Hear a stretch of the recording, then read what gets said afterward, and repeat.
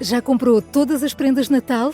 Lembrou-se da sua? Estamos a oferecer 40 passes anuais da Zone e um deles pode ser seu. Assine hoje até 55% de desconto e habilite-se a ganhar. Tudo em observador.pt. Ana Rosa.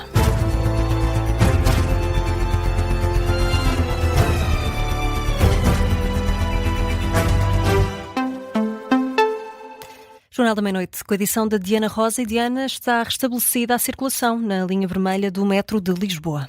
A circulação da linha que liga o aeroporto a São Sebastião esteve interrompida durante cerca de uma hora. Foi normalizada perto das 11h30 da noite.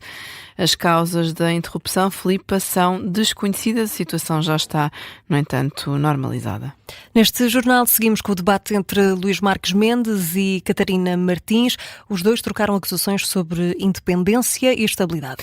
Marques Mendes puxa pelos tempos da geringonça para afirmar que a candidata apoiada pelo Bloco não tem perfil para ser Presidente da República e dá este exemplo. A Catarina Martins não tem melhor coração do que qualquer um de nós, que quer evidentemente o melhor para o país, como todos nós queremos.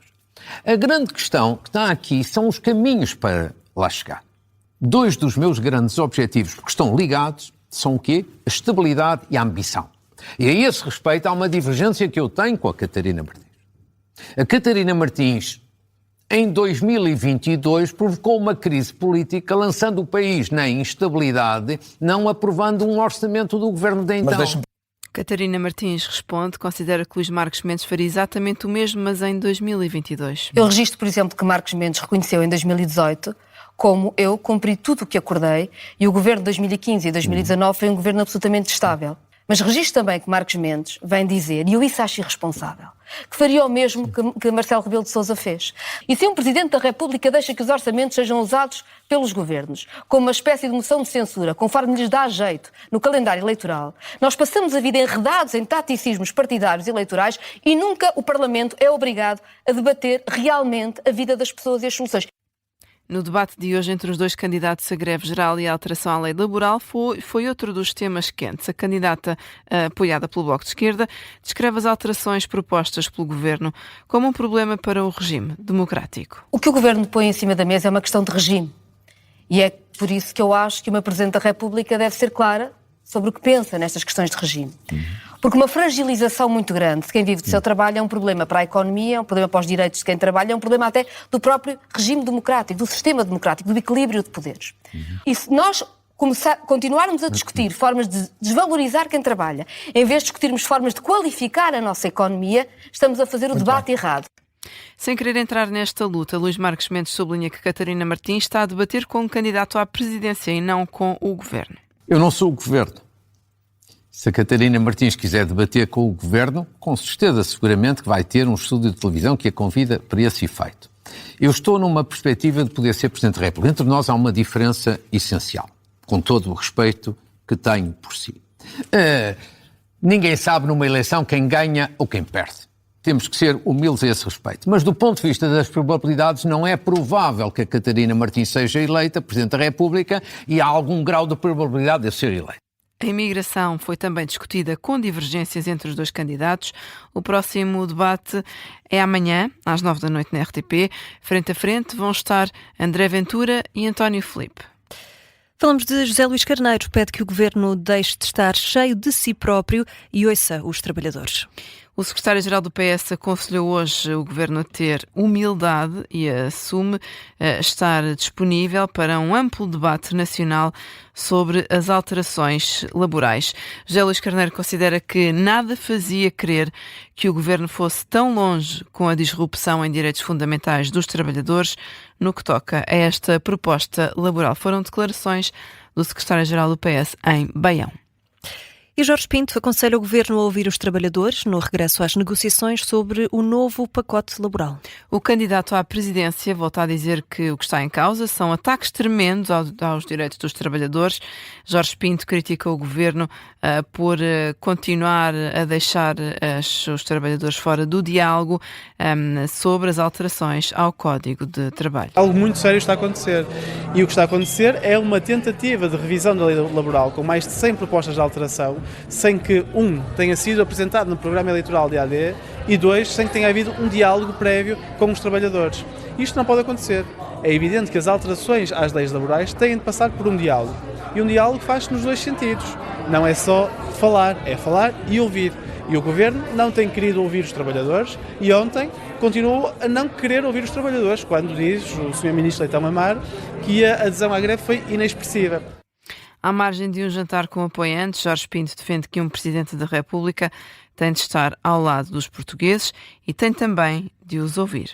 E o pacote laboral do Governo está mais perto de receber um sinal vermelho. Diana, o Chega anuncia que vai votar contra caso não sejam alteradas algumas matérias. Exemplo disso é o despedimento e as alterações na área da parentalidade. Aviso deixado por André Ventura, que garante que o partido Chega vai chumbar este anteprojeto se mantiver como está agora. Se fosse como está agora, está mal, está contra. Porque está errado, é um ataque a quem trabalha, é um ataque a quem investe, é um ataque a quem se esforça. É tão simples como isto. Agora, isto ainda é um anteprojeto, isto tem matéria de ser desenvolvida. Eu já lhes dei vários exemplos. Há questões como a do banco de horas, da licença de parentalidade, em que pode haver evolução, e que pode haver evolução ainda de negociação. Se o Governo não o quiser fazer, tenho muita pena que não aconteça.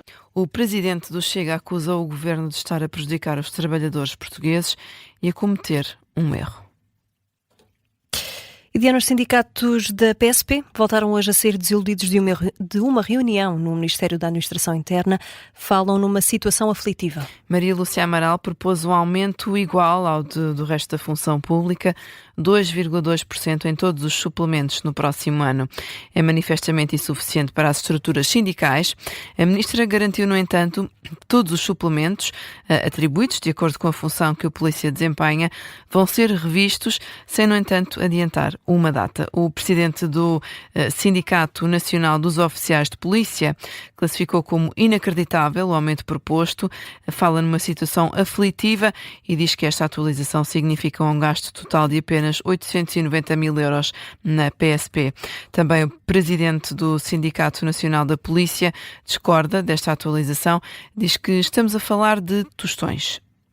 E o Tribunal Constitucional vai anunciar na próxima segunda-feira uma decisão sobre a nova lei da nacionalidade. Vai ser feita uma leitura pública dos principais pontos do acórdão, é o que confirma ao Observador fonte do Palácio Raton.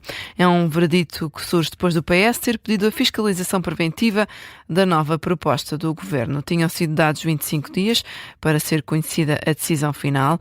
Esta decisão do Tribunal ainda não é conhecida, mas no Executivo de Montenegro antecipa-se um novo braço de ferro com o Tribunal Constitucional.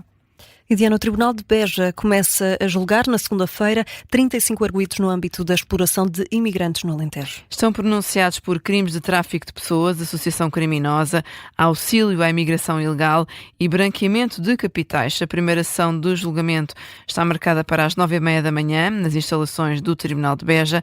Este é um dos processos resultantes da denominada Operação Espelho. Foi desenvolvida pela Polícia Judiciária em novembro de 2023, há 2 anos, relacionada com a alegada exploração de dezenas de trabalhadores imigrantes em herdades agrícolas na região do Alentejo. E a fechar, Diana, vamos a outros temas em destaque.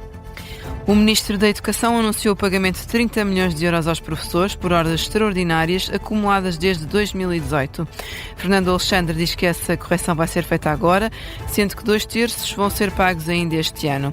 O Ministro diz que o Ministério está a preparar um sistema de informação que ainda não está disponível para saber também que alunos estão sem aulas, a que disciplinas e durante quanto tempo. 10 instituições sociais dos Açores não vão pagar o subsídio de Natal aos trabalhadores. Isto acontece porque o governo português ainda não transferiu a verba global de mais de 7 milhões de euros destinadas às instituições da região. Há com isto dificuldades na sustentabilidade e de gestão destas organizações. Quem o garante é o presidente da União Regional de Instituições Particulares de Solidariedade Social dos Açores, João Canedo. O governo regional disse hoje que está disponível para ajudar a ultrapassar este problema. A médica que denunciou 11 casos de más práticas clínicas no Hospital de Faro em 2023 foi absolvida em tribunal.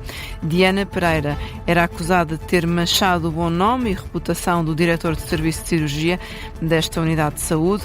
Martins dos Santos pedia-lhe 172 mil euros. A sentença refere que existe um clima de receio no Hospital de Faro e diz que a médica agiu a favor do interesse público. Ponto final no Jornal da Meia-Noite.